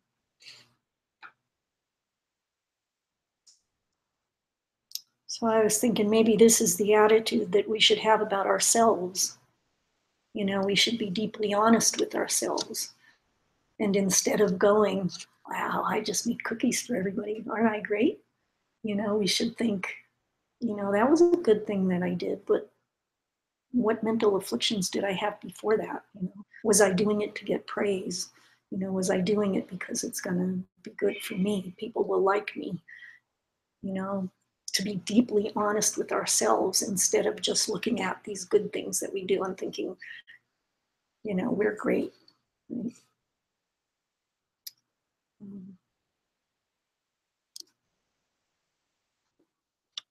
And then, you know, remember, looks at somebody else and thinks that they're not so good, you know, they've got this quality that really isn't good, you know, so you're putting them down. Who is it that you're really putting down? You know, where are they coming from? Where is that negative quality in them coming from? Probably from that thought you just had about them, you know, or that thought you've had about someone in the past, you know, creates this in your life that's suffering. Right? So having negative thoughts like that create that kind of suffering in your life, create you seeing other people like that, create other people seeing you like that. Right? So functionally, those other people are you. And when you put them down, you're putting yourself down. When you're criticizing any fault in them, you're actually criticizing yourself. Does that make sense? Mm-hmm. Yeah. Yeah. It's bad. It's bad. Yeah. So contemplation 39, did you want to say something? Yeah, if you criticize yourself, is it coming from criticizing others? Or is it coming from criticizing yourself before? I would say criticizing. It's coming from criticizing. And I would say that whether it's yourself or others, it's probably planting a seed for criticizing arising in your world. So it doesn't matter who you criticize, yourself or others. It's plant seeds of criticism. I would say so. Thank you. Do you think if I just criticized myself, it would have no result? I'm just wondering which kind of result it will have. Yeah. I will criticize just myself. I will just criticize myself every day. I mean, we're taught, right, that you have to plant seeds in the garden of other beings, right? So those are very potent seeds that you're planting. But does that mean that having a thought criticizing myself has no negative effect? Yeah. I have this idea when I see more beautiful things in others, I don't have to criticize myself so much. Like you could pat yourself on the back and say, I must have been doing some good things because I'm seeing these beautiful things. No. It makes me happier to see beautiful things in others. Mm-hmm. and then I'm not. English is Yeah, sorry. difficult. You have a wonderful English translator. Yeah, she could. You can You could use. tell her in German, and she'll tell us in English, maybe. Wenn ich eher die Schönheit in den anderen sehe, dann ja, macht mich das glücklicher. Und dann habe ich nicht mehr so schlechte Gefühle mir gegenüber. Macht das Sinn? So if she sees the good qualities in others, it makes her more happy, Hmm. and so there's no need for her to have To bad criticize. feelings about self also. So, Ja. so when you see good qualities in others, it makes you happy, and then those negativities don't arise, or you have no need for having negative thoughts Against me, yeah. against yourself. Yeah. Yeah, interesting.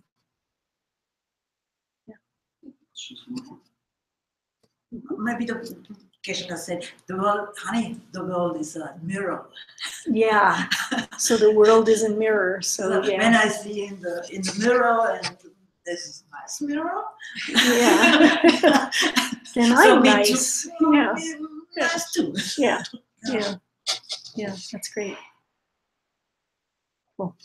So I think we're getting close to the end, and maybe because it's our last class, maybe we should finish. And I'm, well, some more pages. Let me see if I can go through it quickly, because she's cooking. She's cooking for you. Yeah, We should help them. but I would like to be helping her. We did tell her that we would do that. Contemplation 39. The endless thirst of attachment for your own needs. The more it is that you take steps to do what you must in order to care for this body of yours, the more it is that the body descends to nothing more than a state in which it can't bear any pain at all.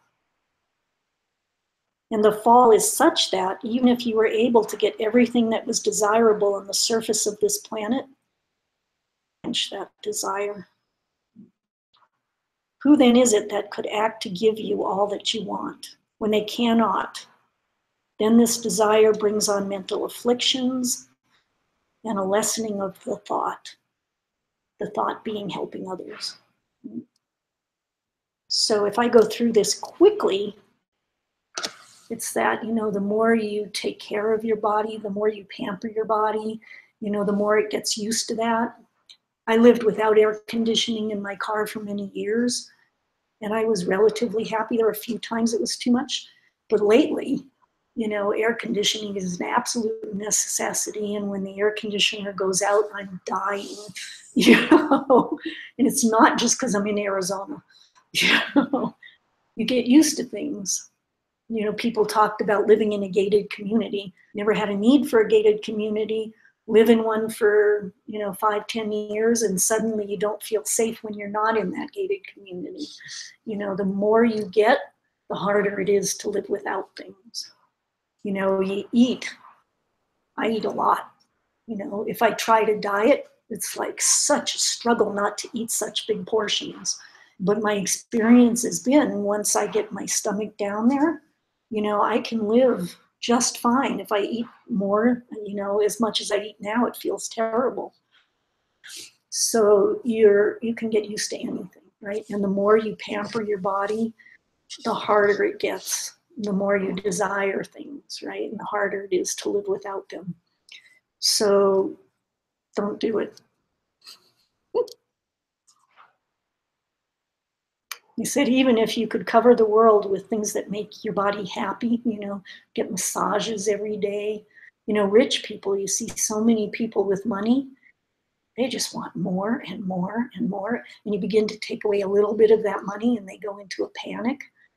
Oh my God, what's going to happen if I don't have, I've had people with 10 times as much money as I have tell me about how concerned they were that their income is going down, And I make 10 times less than they do and live perfectly well, So you can get used to a lot and it makes you more and more afraid. So why hurt other people to try to quench this desire that is impossible to quench. Contemplation 42, the ingratitude of this body. In your worship of this body, you've piled up many sufferings, all of it meaningless. What's the use of this thing? No better than a piece of wood. Why the love and the hate? Regardless of whether I continue to care for the body or whether the vultures come to feed upon it. It has no feelings of attachment or anger. Why is it that I myself then have this attachment?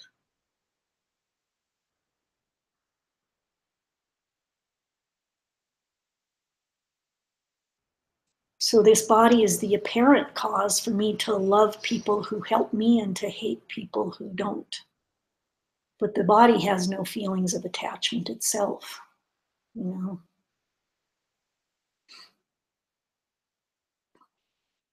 Because I'm ignorant of the causes for this body, you know, I will do bad deeds to take care of it.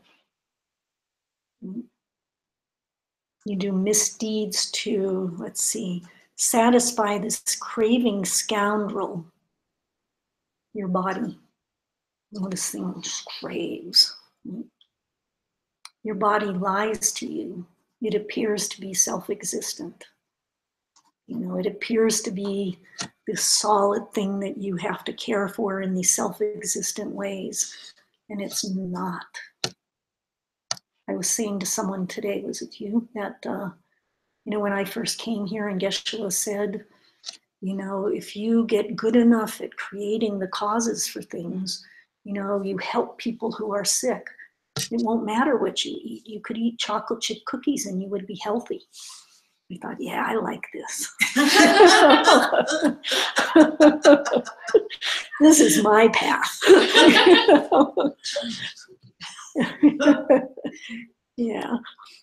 So it's your mind that wants all of these things, right? It's not your body. And it's your mind that's going to create the suffering, or that's going to cause you to help other people and to create a perfect body, you know. The body isn't self-existent. It's how you treat other people that create your body, whether your body's human or a craving spirit, you know, or a hell being or an animal or a god. You know, it's the way you treat other people that create that, not whether you eat the right foods, dare I say it, you know. So forget the body, get free of the body. Forget the boundary that this body is or appears to be. It's arbitrary boundary, you know, it's not there. This isn't what I have to take care of. It's everything out there that I have to take care of.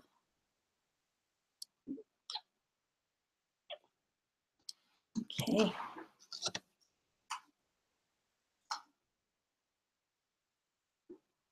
So the meditation for this class is the same as every other meditation has been, you know, to really look at and think about where things come from.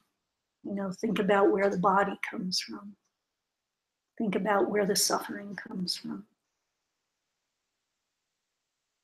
And then imagine how many people don't hear about this and how lucky you are to be hearing about it.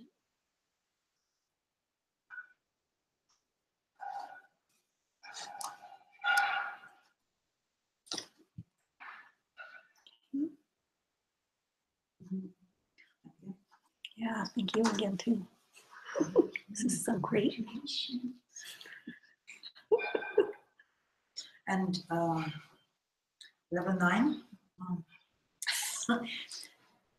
Class 9? No, this is wisdom and concentration. Oh, And wisdom comes next. Yeah. That's in the following course, ACI 12. Wow. Yeah. At what So time? stay tuned. I don't know when the class is going to be. Yeah. I don't know if I will teach it. So we'll see. Thank you very much for beautiful teaching. Yeah, thank you. This is the hardest place. the teacher seat? This chapter, this class. Oh, the hardest piece, to exchange yourself for others?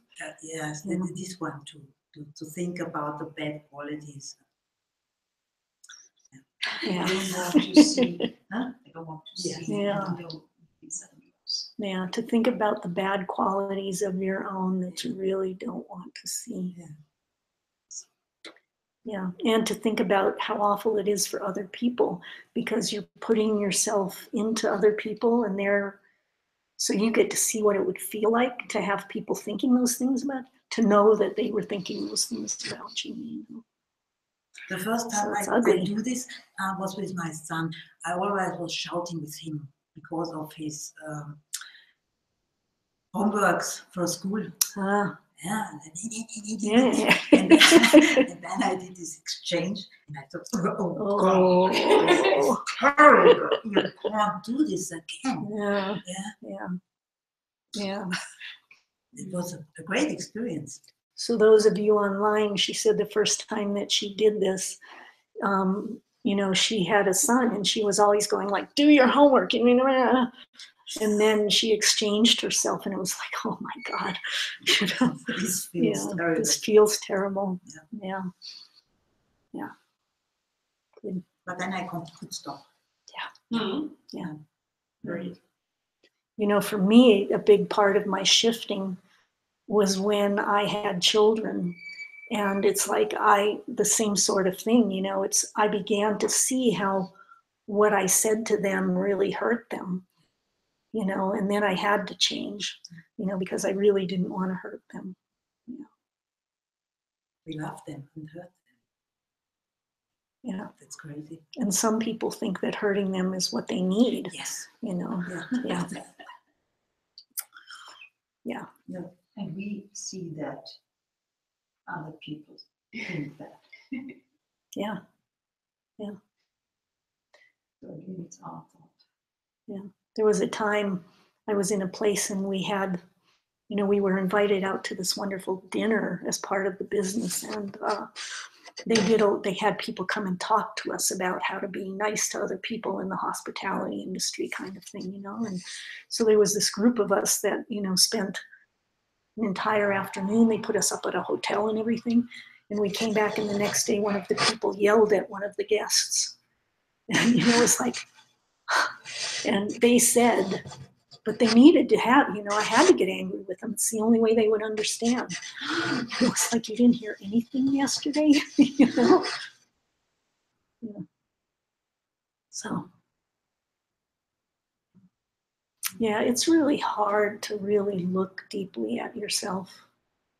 You know, we don't want to see it. We want to think everybody else is like that, but not us, you know?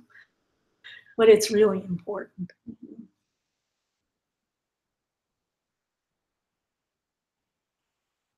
Even if you still keep it hidden from everyone else that you have those terrible qualities, you know, as long as you're working on yourself, things will begin to change. Yeah. And you will come to ACI. And you will come to ACI 11, and he will show you how it is. Yeah. You'll be lucky enough to come to ACI 11 and hear about how awful you really are.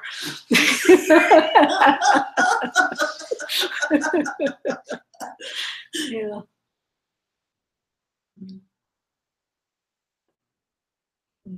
Okay. Is it last class? Last class of course 11. Should we do prayers in the end? Yeah.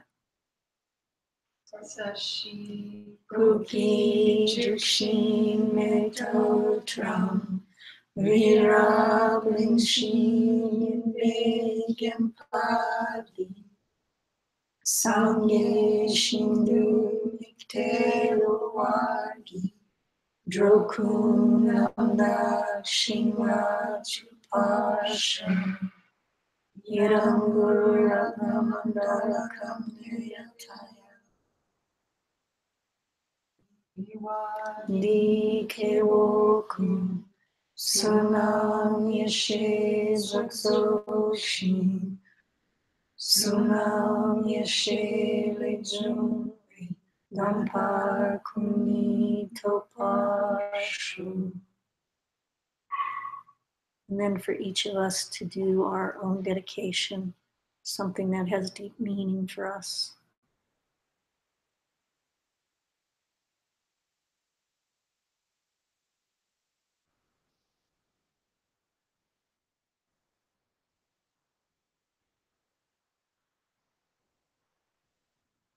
Thank you.